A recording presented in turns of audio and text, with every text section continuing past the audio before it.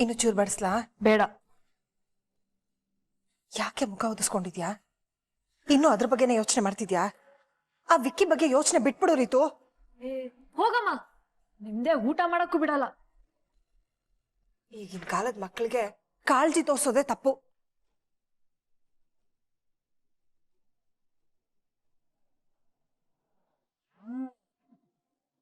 ನಮ್ಮಮ್ಮ ವಿಕ್ಕಿ ಅಮ್ಮ ಇಬ್ರು ಅಷ್ಟೇ. ವಿಕ್ಕಿದೇನು ತಪ್ಪಿಲ್ಲ ಅಂತ ಅಂದ್ರು ಅವನ್ನೇ ಬೈತಾರೆ. ನಮ್ಮಮ್ಮ ಅಂತೂ ಆ ಸಂಧ್ಯನ್ ಪರವಾಗೆ ಮಾತಾಡ್ತಾರೆ. ಯಾರಿಗೂ ನನ್ನ ಬಗ್ಗೆ ಕೇರೇ ಇಲ್ಲ. ಅವ್ರ ಒಣ ಪ್ರತಿಷ್ಠೆಯಲ್ಲಿ ನಮ್ಮ ಪ್ರೀತಿಗೆ ಬೆಲೆನೇ ಇಲ್ಲ. ನನ್ ವಿಕ್ಕಿನ ನಾನ್ ನೋಡ್ಕೊಬೇಕು. ನಮ್ಮಿಬ್ರು ಮದ್ವೆ ಆಗ್ಬೇಕು ಅಂದ್ರೆ ಮೊದ್ಲು ಈ ಕೇಸ್ ಮುಗಿಬೇಕು. ವಿಕ್ಕಿನ ನಾನೇ ಕಾಪಾಡ್ಕೊಬೇಕು. ಹೌದು, ಇದೆಲ್ಲ ಪ್ರಾಬ್ಲಮ್ಗೂ ಒಂದೇ ಒಂದು ಸೊಲ್ಯೂಷನ್ ಅಂತ ಅಂದ್ರೆ ಅದು ಸಂಧ್ಯಾ ಸಾವು.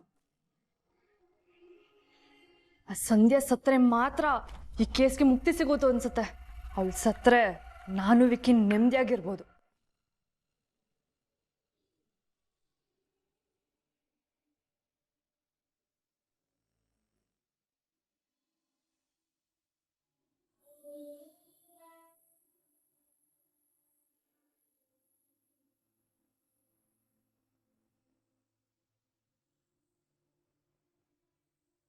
ಏನಕ್ಕ, ಅರ್ಜುನ್ ಅಣ್ಣ ಇನ್ನು ಫೋನ್ ಮಾಡಿಲ್ವಲ್ಲ ಅಂತ ಕಾಯ್ತಾ ಇದ್ದೀರಾ?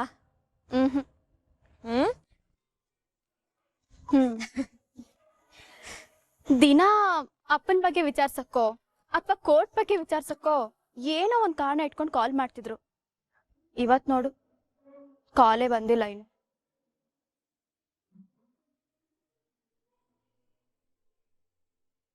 ಇಷ್ಟು ಚಿಕ್ಕ ವಿಷಯಕ್ಕೆ ಅಷ್ಟೊಂದು ಯೋಚನೆ ಯಾಕೆ?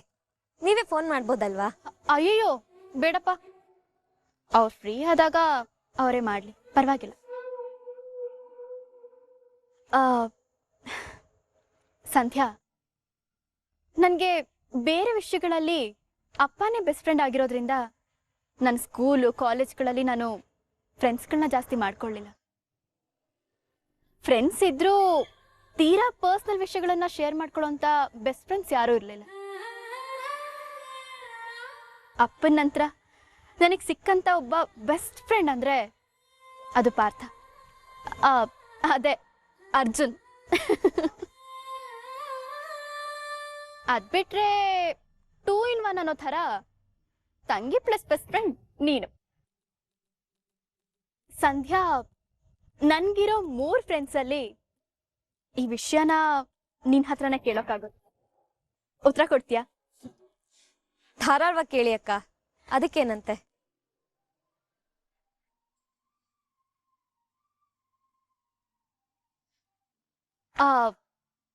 ಅದು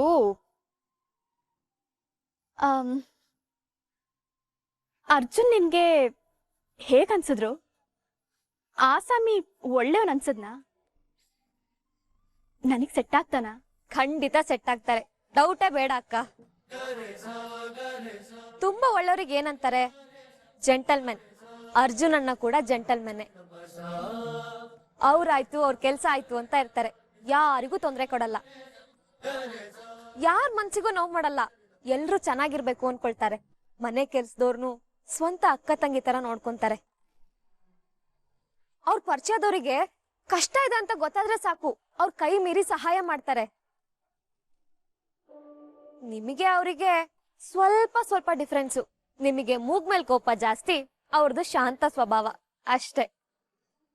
ಅದ್ ಒಂದ್ ಬಿಟ್ರೆ ನೀವಿಬ್ರು ಸೇಮ್ ಟು ಸೇಮ್. ಅಷ್ಟೇ ಅಲ್ದೆ ಅವ್ರ ಮನೆಗೂ ಒಳ್ಳೆ ಮಗ, ಮುಂದೆ ಬರೋ ಹೆಂಡತಿಗೂ ಒಳ್ಳೆ ಗಂಡ ಆಗಿರ್ತಾರೆ. ಒಟ್ನಲ್ಲಿ ನಿಮಗವರು ಹೇಳ್ ಮಾಡ್ಸಿದ್ ಜೋಡಿ. ಅಲ್ಲ ಸಂಧ್ಯಾ, ನಾನೇನೋ ಹುಡುಗ ಹೇಗಿದ್ದಾನೆ ಅಂತ ಕೇಳ್ದೆ. ನೀನ್ ನೋಡಿದ್ರೆ 8-10 ವರ್ಷದಿಂದ ಅವ್ರಿಗೆ ಪರಿಚಯ ಇರೋ ಹಾಗೆ ಎಲ್ಲ ಡೀಟೇಲ್ಸ್ನು ಹೇಳ್ಬಿಟ್ಟಿಯಲ್ಲ. ಅರ್ಜುನ್ಗೂ ನಿನ್ಗೂ ಮೊದ್ಲೇ ಪರಿಚಯನಾ? ಅಯ್ಯೋ ಇಲ್ಲ ಅಕ್ಕ, ಅವ್ರು ನಿಮ್ ಜೊತೆ ಇರೋದನ್ನ ನೋಡಿ ತಿಳ್ಕೊಂಡು ಹೇಳ್ದೆ ಅಷ್ಟೇ.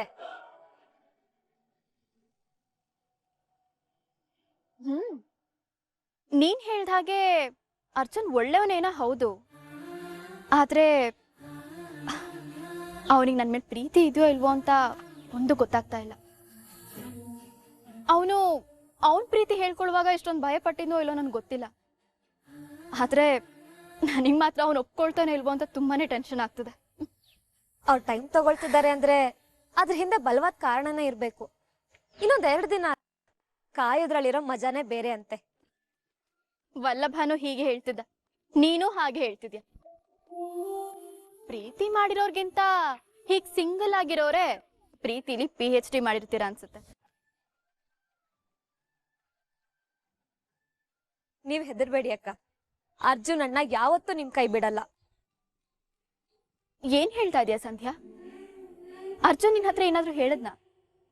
ಛೇ ಛೇ, ಇಲ್ಲ ಅಕ್ಕ, ಸುಮ್ನೆ ಅಂದೆ. ನೀವೇನು ತಲೆ ಕೆಡ್ಸ್ಕೋಬೇಡಿ, ಒಳ್ಳೆಯವರಿಗೆ ಒಳ್ಳೇದೇ ಆಗತ್ತೆ.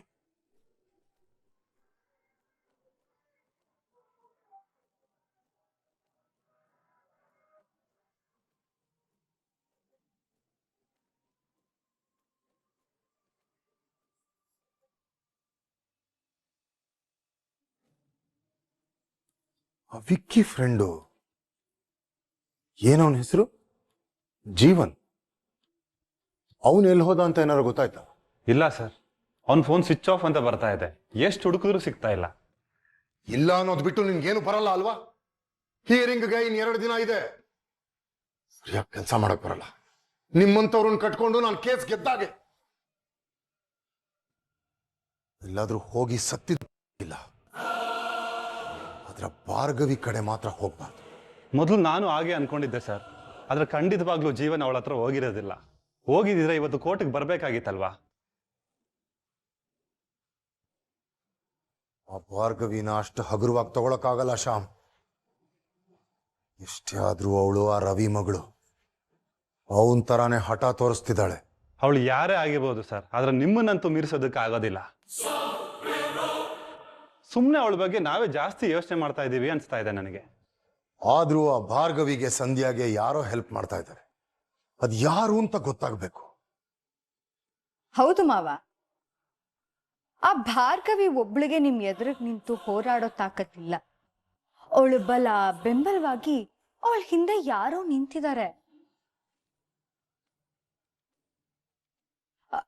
ಅವಳು ಮಾಡೋ ಪ್ರತಿಯೊಂದು ಕೆಲ್ಸನೂ ನಿಮ್ಮನ್ನೇ ಟಾರ್ಗೆಟ್ ಮಾಡೋ ಹಾಗಿದೆ ಅಂದ್ರೆ ಯಾರೋ ನಿಮಗ್ ಗೊತ್ತಿರೋರೇ ಅವಳಿಗೆ ಸಪೋರ್ಟ್ ಮಾಡ್ತಿರ್ಬೋದು ಅಲ್ವಾ? ನನಗ್ ಗೊತ್ತಿರೋರ? ಯಾರ ಬಗ್ಗೆ ಹೇಳ್ತಾ ಇದೀಯಾ? ನಿನಗೆ ಯಾರ ಮೇಲಾರೋ ಅನುಮಾನ ಇದೆಯಾ? ಶ್ಯಾಮ್, ನೀವು ನನಗೇನೋ ಹೇಳ್ತಾ ಇದ್ರಿ ಅಲ್ವಾ ಅವತ್ತು? ಹೌದು ಸರ್, ಭಾರ್ಗವಿ ಜೊತೆ ಮಾತಾಡ್ತಾ ಇದ್ರು. ಏನು? ಅರ್ಜುನ?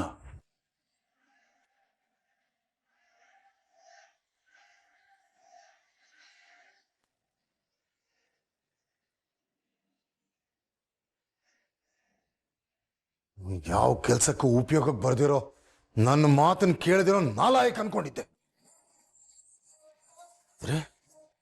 ಅದನ್ನು ಮೀರಿ ಆ ಭಾರ್ಗವಿಗೆ ಸಪೋರ್ಟ್ ಮಾಡ್ತಿದ್ದಾನ? ಅಯ್ಯೋ ಮಾವ, ಇಲ್ಲ, ರಿಲ್ಯಾಕ್ಸ್. ಶ್ಯಾಮ್ ನನ್ನ ಹತ್ರ ಈ ವಿಚಾರ ಹೇಳ್ದಾಗ್ಲೂ ನಮ್ಮ ಅರ್ಜುನ್ ಆ ಥರ ಎಲ್ಲ ಇರೋಕ್ ಚಾನ್ಸೇ ಇಲ್ಲ. ಅರ್ಜುನ್ ಮೇಲೆ ನಂಗೆ ನಂಬಿಕೆ ಇದೆ ಅಂತಾನೆ ಹೇಳ್ದೆ. ಆದ್ರೆ ಆ ಭಾರ್ಗವಿ ಮೇಲೆ ನಂಗೆ ಒಂದ್ ಸ್ವಲ್ಪನೂ ನಂಬಿಕೆ ಇಲ್ಲ ಮಾವ. ಸುಮ್ಮನೆ ರಿಸ್ಕ್ ತಗೊಳೋದು ಯಾಕೆ ಮಾವ? ನಾನು ನಯವಾಗಿ ಮನೇಲಿ ವಟಾರದಲ್ಲಿ ವಿಚಾರಿಸ್ತೀನಿ, ನೀವು ನಿಮ್ ರೀತಿಲಿ ವಿಚಾರಿಸಿ ಮಾವ.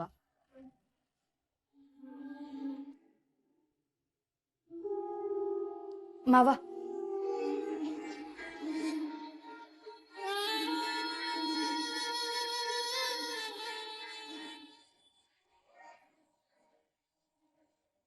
ಮೊದಲನೇ ತಾಳ ಮುಂದಿಟ್ಟಾಯ್ತು ಭಾರ್ಗವಿ. ಇನ್ ಮುಂದೆ ನಿಂಗೆ ಪ್ರತಿದಿನಾನು ಹೀಗೆ ಹೊಸ ಹೊಸ ದುಸ್ವಪ್ನ ಕಾದಿರುತ್ತೆ. ಕಾಯ್ತಿರು. ವಿಕ್ಕಿ ಇವಾಗ ಆಲ್ರೆಡಿ ನಾನು ಹುಡುಕ್ತಾ ಇದ್ದಾನೆ. ಅವನು ಹೊರಗಡೆ ಇದ್ದಷ್ಟು ತೊಂದರೆ ಜಾಸ್ತಿ. ಸಿಟ್ಟಲ್ಲಿ ಏನು ಹೊಸ ಅವಾಂತರ ಕ್ರಿಯೇಟ್ ಮಾಡ್ತಾನೋ ಅಂತ ನನಗೆ ಭಯ ಆಗ್ತಿದೆ. ನೀವೇನು ಹೆದರ್ಬೇಡಿ ಅಣ್ಣ, ಇನ್ನು 2 ದಿನದಲ್ಲಿ ಭಾರ್ಗವಿ ಅಕ್ಕ ವಿಕ್ಕಿನ ಜೈಲಿಗೆ ಕಳಿಸ್ತಾರೆ. ಆದ್ರೂ ನನಗೆ ಯಾಕೋ ನಂಬಿಕೆನೇ ಬರ್ತಾ ಇಲ್ಲ. ಅದ್ ಸರಿ, ನಾನು ಸಾಕ್ಷಿ ಹೇಳೋದಕ್ಕೆ ರೆಡಿ ಇದ್ರು ನೀವ್ಯಾಕೆ ನನ್ನನ್ನು ಕೋರ್ಟ್ ಕರೆಸ್ಲಿಲ್ಲ? ಆ ವಿಕ್ಕಿ ಅವನ್ಗೆ ಭಯ ಅಂದ್ರೆ ಏನು ಅಂತ ತೋರಿಸ್ಬೇಕಿತ್ತು. ಅದಕ್ಕೆ ನಾನು ಸಣ್ಣದಾಗೊಂದು ಶಾಕ್ ಟ್ರೀಟ್ಮೆಂಟ್ ಕೊಟ್ಟೆ. ಅದಕ್ಕೆ ಹೆದ್ರಿ ಅವನೇ ಸತ್ಯ ಬಾಯ್ಬಿಟ್ಟ. ಏನು ವಿಕ್ಕಿ ನಿಜ ಒಪ್ಕೊಳ್ಳ? ಹೌದು.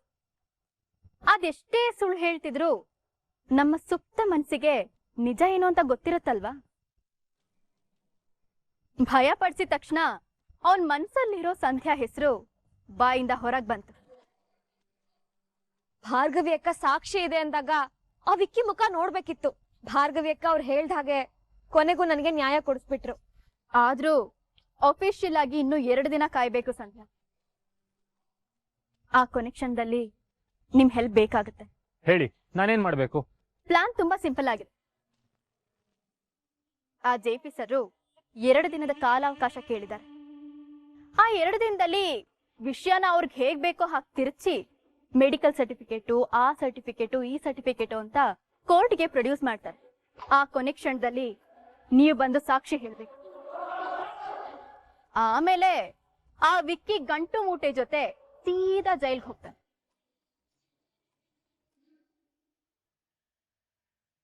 ಸರಿ, ನಾನ್ ಬರ್ತೀನಿ. ಅಲ್ಲಿವರೆಗೂ ವಿಕ್ಕಿ ಮನೆಯವ್ರ ಕಣ್ಣಿಗೆ JP ಕಡೆಯವ್ರ ಕಣ್ಣಿಗೆ ಕಾಣಿಸ್ಕೊಳ್ದೇ ಇರ್ಬೇಕು ಅಲ್ವಾ? ಹೌದು.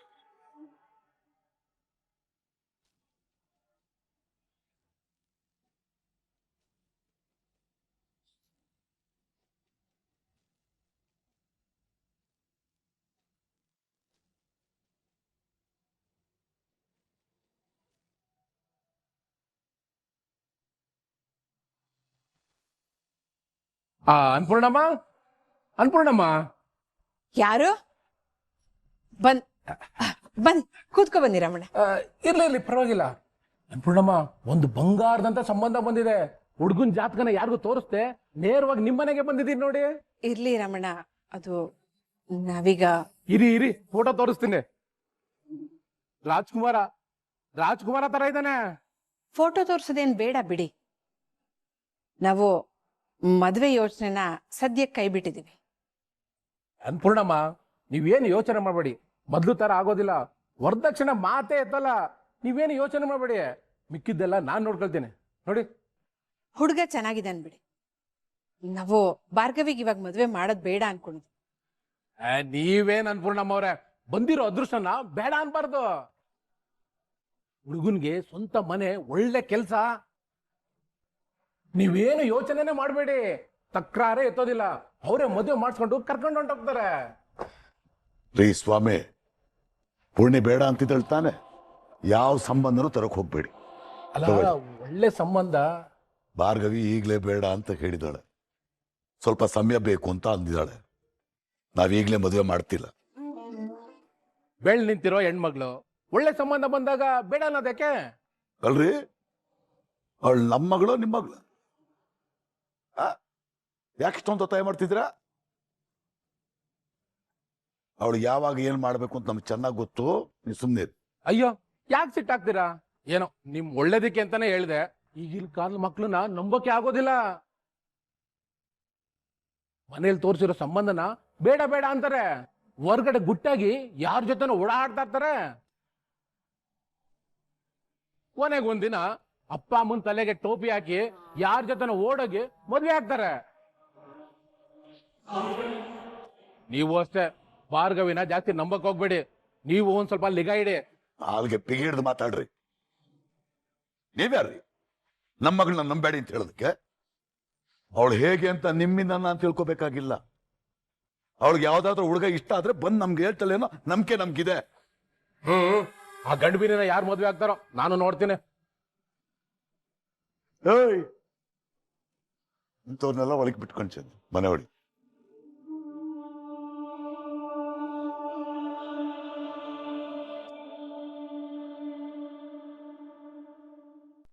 ಇವರು JP ಪಾಟೀಲ್? ಅಲ್ಲ ಅಣ್ಣ, ಇವ್ರು JP ಪಾಟೀಲ್ ಕಡೆಯವ್ರಲ್ಲ, ಇವ್ರು ನಮ್ ಕಡೆಯವರು.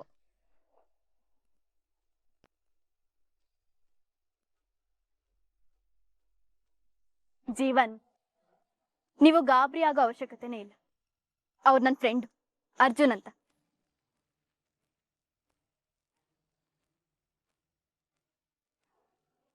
ಈ ಕೇಸ್ ಇಷ್ಟು ಮುಂದುವರಿಯೋಕೆ ಅವ್ರ ಪಾತ್ರನೂ ಇದೆ. ಸಂಧ್ಯಾಗೆ ನ್ಯಾಯ ಸಿಗ್ಬೇಕು ಅಂತ, ಈ ಕೇಸ್ನ ನಾವೇ ಗೆಲ್ಲಬೇಕು ಅಂತ ನಮಗ್ ತುಂಬಾನೇ ಸಹಾಯ ಮಾಡಿದ್ದಾರೆ.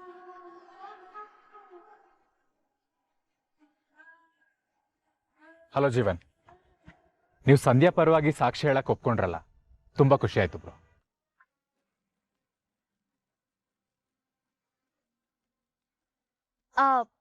ಪಾಥ, ನನಗೆ ಸ್ವಲ್ಪ ಅರ್ಜೆಂಟ್ ಕೆಲಸ ಇದೆ. ಇಫ್ ಯು ಡೋಂಟ್ ಮೈಂಡ್ ನನ್ನನ್ನು ಕೋರ್ಟ್ವರೆಗೂ ಡ್ರಾಪ್ ಮಾಡ್ತೀರಾ? ಶೋರ್.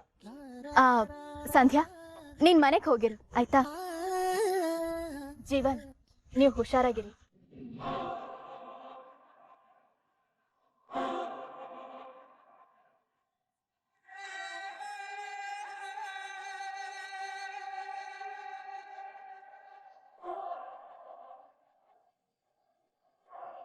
ನೀವೇನ್ ಯೋಚನೆ ಮಾಡ್ತಾ ಇದ್ದೀರೋ ಅದ್ ನಿಜಾನೇ ಅಣ್ಣ. ಅವರು JP ಸರ್ ಮಗನೇ. ಆದ್ರೆ ಈ ವಿಷಯದಲ್ಲಿ ಅವ್ರು ಭಾರ್ಗವಿ ಅಕ್ಕಂಗೆ ಸಪೋರ್ಟ್ ಮಾಡ್ತಾ ಇದ್ದಾರೆ, ನನಗೋಸ್ಕರ ಹೋರಾಡ್ತಾ ಇದ್ದಾರೆ. ಆದ್ರೆ ಈ ವಿಷಯ ಅವ್ರ ಮನೆಯವ್ರು ಯಾರಿಗೂ ಗೊತ್ತಿಲ್ಲ.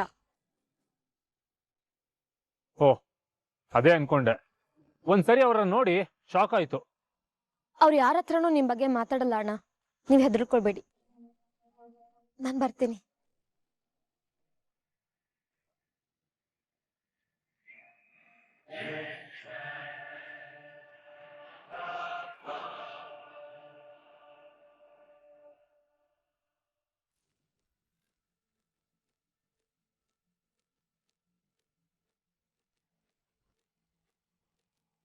ಜೀವನ್, ನಿಮ್ಗೊಂದು ವಿಷಯ ಹೇಳೋದು ಮರ್ತೆ.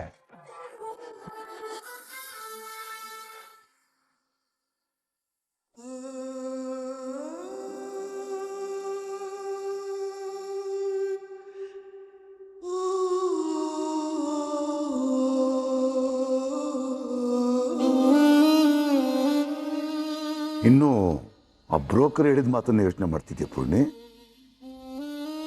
ನಾನು ಏನು ಮಾಡಲಿ ಹೇಳಿ? ಆದಷ್ಟು ಬೇಗ ನಾವು ಭಾರ್ಗವಿ ಜೀವನದ ಬಗ್ಗೆ ಒಂದು ನಿರ್ಧಾರ ತಗೊಳ್ದೆ ಹೋದ್ರೆ ಹೀಗೆ ಹೋಗೋರು ಬರೋರೆಲ್ಲ ಇದೇ ತರ ಮಾತಾಡ್ತಾರೆ. ಅವ್ರ ಆಡೋ ಮಾತು ನಾವ್ ಹೇಗಿದ್ದೀವಿ ಅಂತ ತೋರಿಸೋದಿಲ್ಲ ಪೂರ್ಣಿ, ಅವ್ರ ಮನಸ್ಸಿನ ವಿಕೃತಿ ಹೇಗಿದೆ ಅಂತ ತೋರಿಸೋದು. ಅವರ ಮನಸ್ಸಿನ ವಿಕೃತಿಗೆ ನಾವು ತಲೆ ಕೆಡಿಸ್ಕೊಳಕ್ಕಾಗತ್ತಾ? ಹೀಗೆ ಏನೋ ಒಂದು ಹೇಳಿ ನನ್ನ ಬಾಯಿ ಮುಚ್ಚಿಸ್ತೀರಾ?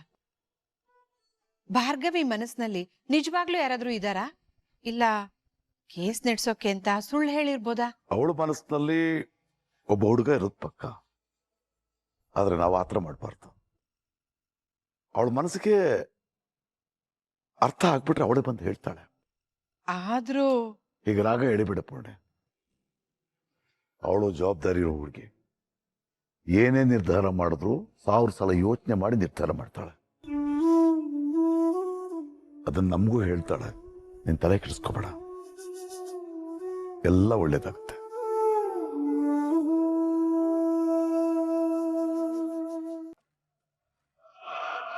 ಎಲ್ರೋ ಎಲ್ಲೋದವನು? ಇಷ್ಟು ದಿನ ಆದ್ರೂ ಸಿಕ್ತಿಲ್ಲ ಅಂದ್ರೆ ಎಲ್ಲೋ ಬಚ್ಚಿಟ್ಕೊಂಡಿರ್ತಾನೆ.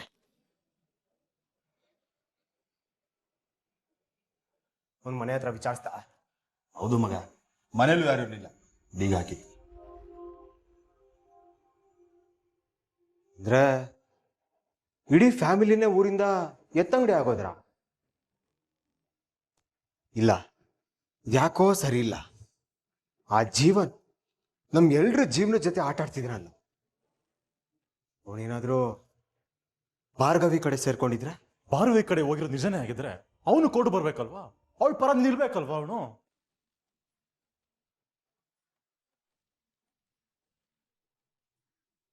ಅವನು ನಮ್ ಪರವಾಗಿ ನಿಂತಿಲ್ವಲ್ಲ. ಅವತ್ತು ಭಯ ಆಗಿದ್ದೇನೋ ನಿಜ ವಿಕಿ, ಆದ್ರೆ ನಮ್ ಜೀವನ ಮಾಡಿರೋಕ್ ಸಾಧ್ಯನೇ ಇಲ್ಲ. ಅವನಿಗೆ ನಿನ್ ಬಗ್ಗೆ ಚೆನ್ನಾಗಿ ಗೊತ್ತು ಕಣ. ಅವನು ಹೋಗಿದನೋ ಹೋಗಿಲ್ವೋ ಅಂತ ಲೆಕ್ಕಾಚಾರ ಮಾಡ್ಕೊಂಡು ಕೂರೋದಕ್ಕೆ ನನಗ್ ಟೈಮ್ ಇಲ್ಲ. ನಿನ್ನೆ ಆ ಭಾರ್ಗವಿ ಏನೇನೋ ಕೇಳಿ ನನ್ನ ಬಾಯಿಂದಾನೆ ಸಂಧ್ಯಾ ಅನ್ನೋ ಹೆಸರನ್ನ ಹೊರಗೆ ಹಾಕ್ಸ್ಬಿಟ್ಲು. ಇದು ಲಾಸ್ಟ್ ಇಯರ್.